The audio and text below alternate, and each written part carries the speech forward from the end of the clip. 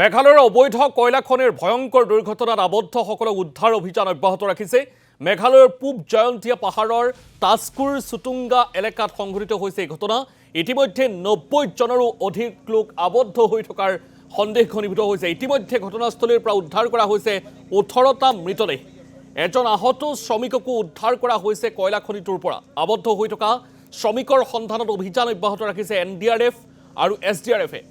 মেঘালয় আৰক্ষীৰ ভাষ্য অনুসৰি অবৈধভাৱে চলিছিল কয়লা খনিটো। এই ঘটনাৰ উচিত তদন্ত হ'ব বুলি মন্তব্য কৰিছে মেঘালয় আৰক্ষী। উল্লেখযোগ্য যে NGTয়ে 2014 চনতেই অবৈধ খননত জাৰি কৰিছিল নিষেধাজ্ঞা। এমাহ পূৰ্বে মেঘালয়ৰ আন এক কয়লা খনিত সংঘটিত হৈছিল অনুৰূপ ঘটনা।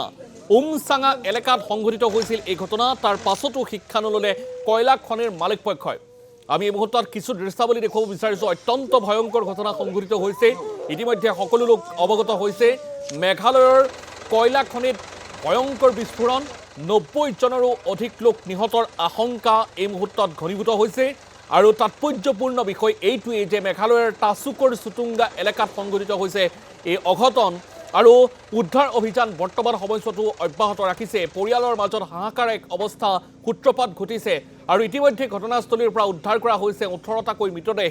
এজন আহত শ্ৰমিককো উদ্ধাৰ কৰা হৈছে কয়লা খনিটোৰ পৰা। আবদ্ধ হৈ থকা শ্ৰমিকৰ সন্ধানত অভিযান অব্যাহত ৰাখিছে NDRF আৰু SDRFে। মেঘালয়ৰ আৰক্ষীৰ ভাষ্য অনুসৰি অবৈধভাৱে চলিছিল এই কয়লা খনিটো। এই ঘটনাৰ উচিত তদন্ত হ'ব বুলি মন্তব্য কৰিছে মেঘালয় আৰক্ষীয়ে। উল্লেখযোগ্য যে NGTয়ে 2014 চনতে অবৈধ খননত জাৰি কৰিছিল নিষেধাজ্ঞা। এমাহ পূৰ্বে মেঘালয়ৰ আন এক কয়লা খনিত সংঘটিত হৈছিল অনুৰূপ ঘটনা। উমচাঙা এলেকাত সংঘটিত হৈছিল এই ঘটনা। তাৰ পাছতো শিক্ষা নললে কয়লা খনিৰ মালিক পক্ষই।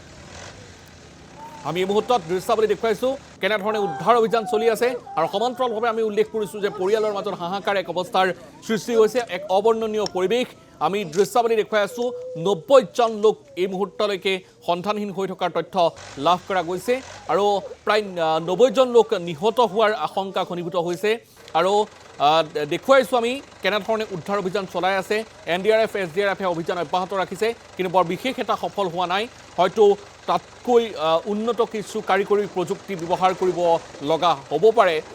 হয়তো ৰাষ্ট্ৰীয় পৰ্যায়ৰ পৰা এই বিষয়টোক লৈ সঁহাৰি লাগিব। উদ্ধাৰ অভিযান সহজ নহয় এই মুহূৰ্তত, যিহেতু অবৈধভাৱে এই কয়লা খনিটো চলি আছিল অত্যন্ত দুৰ্গম এলেকাত। গতিকে সেই কয়লা খনিটোৰ যিটো অঘটন সংঘটিত হৈছে, সেই অঘটন সন্দৰ্ভত আচলতে কিছু ক্ষিপ্ৰতাৰে কাম কৰিবৰ বাবে নিশ্চিতভাৱে প্ৰশাসনৰ যৎপৰোনাস্তি চেষ্টা লাগিব। সমান্তৰালভাৱে যথেষ্ট প্ৰত্যাহ্বান আছে, সেই কথাটো আমি ইতিমধ্যে উল্লেখ কৰিছোঁ। যিহেতু যথেষ্ট দুৰ্গম এলেকাত এই দুৰ্ঘটনাটো সংঘটিত হৈছে, গতিকে সেই স্থানলৈ বাহনসমূহ যোৱাটো হয়তো ক'ৰবাত নহয় ক'ৰবাত অসুবিধাৰ সৃষ্টি হ'ব। এনে ক্ষেত্ৰত কি বিকল্প পদ্ধতিৰে, কি বিকল্প পন্থাৰে এই পৰিস্থিতিৰ পৰা উদ্ধাৰ কৰিব পৰা যায় আৰু এই 90 জন লোকক উদ্ধাৰ কৰিব পৰা যায়, সেইটো আচলতে ডাঙৰ চেলেঞ্জ হ'ব, ডাঙৰ প্ৰত্যাহ্বান হ'ব। এই মুহূৰ্তত আমি দৃশ্যাৱলী দেখুৱাইছোঁ। তাৎপৰ্যপূৰ্ণ বিষয় যে ইমান ডাঙৰ অঘটনাৰ পিছতো এজন শ্ৰমিকক কিন্তু আহত অৱস্থাত উদ্ধাৰ কৰা হৈছে। বৰ্তমান চিকিৎসাধীন হৈ আছে বুলি জানিব পৰা গৈছে।